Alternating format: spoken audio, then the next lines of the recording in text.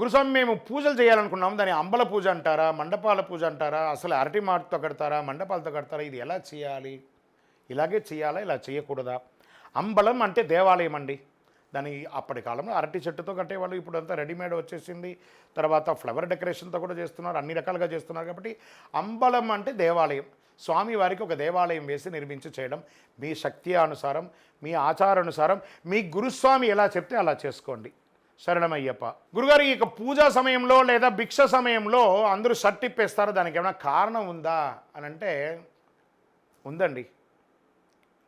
పేద లేదు, రాజు లేదు, ఎందులేని అద్భుతం, అందులేని ఆనందమే అయ్యప్ప దర్శనం. ఇప్పుడు మనం సివిల్గా ఉన్నామనుకోండి, కడక్ ప్యాంట్ షర్ట్ వేసుకుంటాం. మన పని వాళ్ళు కానీ, లేకపోతే డ్రైవర్స్ కానీ, ఇంకొకరు కానీ వారు ఇంకో రకంగా వాళ్ళు సమబంతి భోజనం చేస్తామా, చేయం కదా, వాళ్ళు అక్కడ పో ఇక్కడ తిను అని అంటుంటాం కదా.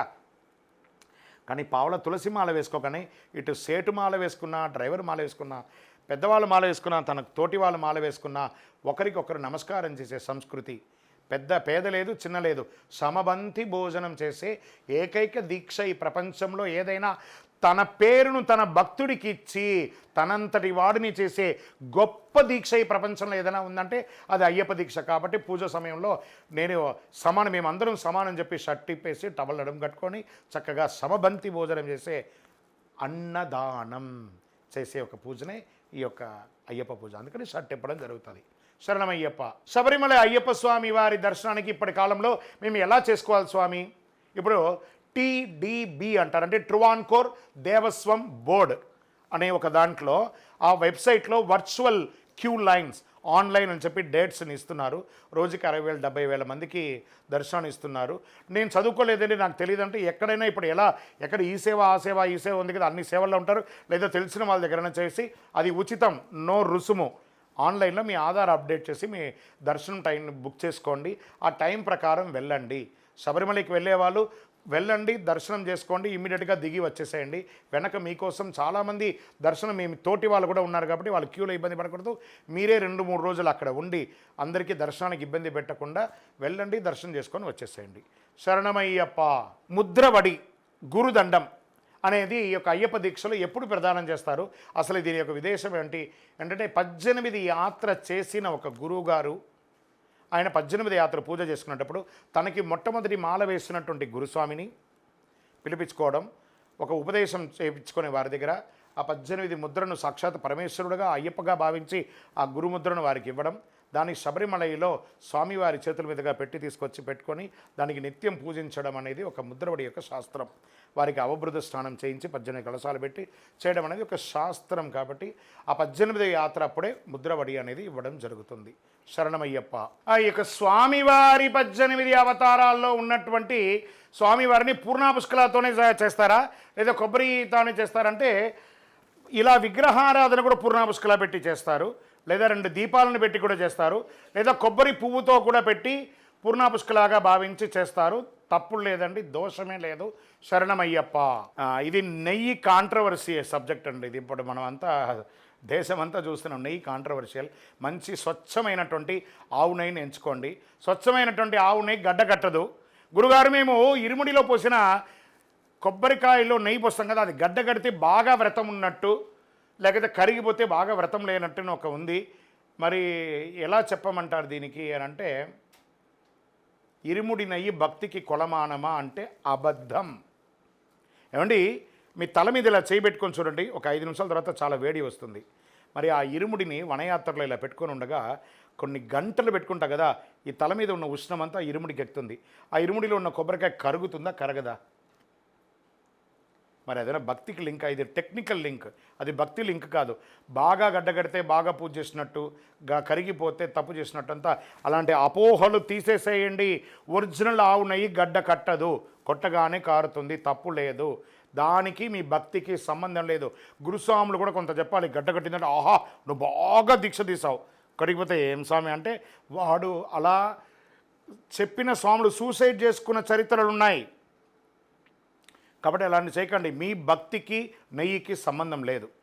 ఒరిజినల్ ఆవు నెయ్యి తీసుకొని, అందరూ ఒరిజినల్ నెయ్యి అంటారు, ప్రయత్నం చేయండి. ఆవు పాయలు తెచ్చుకొని మీ ఇంట్లోనే 40 రోజులు రోజు తీసుకొని కరిగితే అదే నెయ్యి అవుతుంది కదా. దాన్ని పెట్టండి, ఏమవుతుంది? ఒక కొబ్బరికాయ అంతా 200 నెయ్యి ఎడితే సరిపోతుంది. కాబట్టి అలా చేయండి, దోషం లేదు. శరణమయ్యప్ప. ఏమంటే మేము మాల వేసుకునేటప్పుడు స్ఫటిక మాల వాడచ్చు అంటే ఈ మాల ఆ మాల లేదండి. తులసి మాల, రుద్రాక్ష మాల, కరిమాల, స్ఫటిక మాల, నవరత్న మాల, పగడమాల, అన్ని మాలలు వేసుకోవచ్చు. దీన్ని ఎన్నిసార్లు వేసుకోవాలి అన్నిసార్లు వేసుకోవాలి కాదు, వేసిన మాల తెగకుండా ఉందా చూసుకోండి. శరణమయ్యప్ప. గురుగారు, ఇరుముడిలో తీసుకువెళ్ళే 5 కొబ్బరికాయలో ఒక కొబ్బరికాయని మాలిగై పురతమ్మ అమ్మవారి దేవాలయంలో కింద దొల్లించి వదిలేస్తారు ఎందుకు? అన్ని కొబ్బరికాయలను కొడతారు, దీన్ని మాత్రం కొట్టరు ఎందుకు? ఇది మంచి ప్రశ్న. అక్కడ అమ్మవారు ఆ ముక్కంటి కొబ్బరికాయకి 3 కళ్ళు ఉంటాయి కదా, ఆ శక్తి ముందర శివాన్ని పడగొట్టకూడదు కాబట్టి దొల్లించి ఆ దొల్లిస్తూ ఉండగా మన శరీరము ఇట్లా బెండ్ అవుతుంది. మన శరీరంలో ఉన్నటువంటి ప్రతి భాగాలు కదిలి ఆ వైద్యనాథుడు అంటారు కదా శివుణ్ణి, వైద్యనాథుడిని తీసుకుపోయి అలా దొల్లించుకుంటూ ఆ మూలకు ఈశాన్య భాగంలో దాన్ని అలా వదిలేయడము. అమ్మవారి ముందర శివుడు ముక్కంటి వారి కొబ్బరికాయని కొట్టకూడదని అలా కొడతారు. అందుకే జుట్టున్న కొబ్బరికాయ దేవాలయంలో కొడతారు. జుట్టు తీసేస్తే శివం శవం కాకూడదు కాబట్టి అక్కడ దొల్లించి వదిలేస్తారు. శరణమయ్యప్ప. గురుస్వామి గారు, ధ్వజస్తంభం పైన గుర్రం ఉంటుంది కదా శబరిమలైలోనూ లేదా ఆసేతి హిమాచలంలో ఉన్నటువంటి అయ్యప్ప స్వామి దేవాలయంలో గుర్రం ఎందుకు ఉంటుంది? స్వామివారు పులి వాహనం కదా, మరి ఎందుకు గుర్రం ఉంటుంది అంటే స్వామి పులిపాలకు వెళ్ళాడు కాబట్టి పులి మీద ఎక్కాడు కాబట్టి స్వామివారి యొక్క వాహనం గుర్రం. అందుకే హరివరాసనంలో ఏం చెప్పారు 4వ పంక్తిలో? తురగ వాహనం సుందరాననం ఫరహదాయుతం వేదవర్ణితం. వేదంలోనే చెప్పబడింది స్వామివారి 18 అవతారాల్లో విశ్వశాస్త్రగా ఉన్నటువంటి స్వామివారు గుర్రం మీదే ఉంటారు. స్వామివారి యొక్క వాహనం తురగం, పులివాహనము, సింహవాహనము, ఇవన్నీ కూడా స్వామివారు తన యొక్క విహారంలో ఉపయోగించుకున్నారు. శరణమయ్యప్ప. మాలాధారణ వేసుకున్న తర్వాత కొన్ని చేయకూడని నియమాలు ఏమైనా ఉంటాయంటే ఉంటాయండి. బ్రహ్మచర్యం ఉండడం, దాన్ని పడగొట్టకుండా ఉండాలి. ఆహార నియమాలు పాటించడం, వెల్లుల్లిపాయలు అవన్నీ తినకూడదు. అనవసరమైనటువంటి గాసిప్స్, ఆల్కహాల్, నాన్ వెజిటేరియన్ తినకూడదు. ఎవరిని బోధించినా స్వామి అని అమ్మ అని పిలవడం, ఏకవచనంతో అరేపురే అని మాట్లాడకూడదు, బూతులు మాట్లాడకూడదు. పెద్దవాళ్ళని గౌరవించాలి, చేసే పనిని చాలా హానర్గా చేయాలి అని చెప్పడం జరుగుతుంది. కాబట్టి చక్కగా చేసే పనిని హానర్గా చేయాలి, అలా చేస్తేనే ఫలితం ఉంటుంది అనేది ఉంది. చెయ్యకూడని పని అంటే ఇలా చేసి తల్లిదండ్రులని గౌరవిస్తూ స్వామివారి నియమ నిబంధనలను పాటిస్తూ సదా సర్వకాల సర్వావస్థలయందు స్వామివారి యొక్క నామాన్ని జపం చేస్తూ మనల్ని నమ్మిన వాళ్ళని న్యాయం చేస్తూ ఉంటే అయ్యప్ప ఆనందపడతారు. ఇవన్నీ చేయాలి. చెయ్యకూడని మీకే తెలిసిందంటే చేయకండి. శరణమయ్యప్ప. చెప్పాడుగో. ఇప్పుడు గురుగారు ఈ మాల వేసుకుంటే కరిమాల, స్ఫటికమాల ఈ ఏజ్లో వేసుకోవాలి, ఇన్నిసార్లు వేసుకోవాలి అని అడుగుతున్నారు. ఇలాంటిది ఏమైనా నియమం ఉంటుందంటే ఏం లేదండి. మాలధారణం నియమాల తోరణం. మీరు తులసి మాల, కరిమాల, స్ఫటికమాల, రుద్రాక్షమాల, పగడమాల ఏ మాలైనా వేసుకోండి, కానీ వేసుకోండి అది బాగా ఉందా అని చూసుకోండి. ఈ సంవత్సరం వేసుకోవాలి, ఆ సంవత్సరం వేసుకోవాలని ఎవరైనా చెప్పితే నమ్మకండి. అలా ఎవరూ చెప్పబడలేదు. దీక్ష తీసుకోండి, దీక్ష ఉండండి. శరణమయ్యప్ప.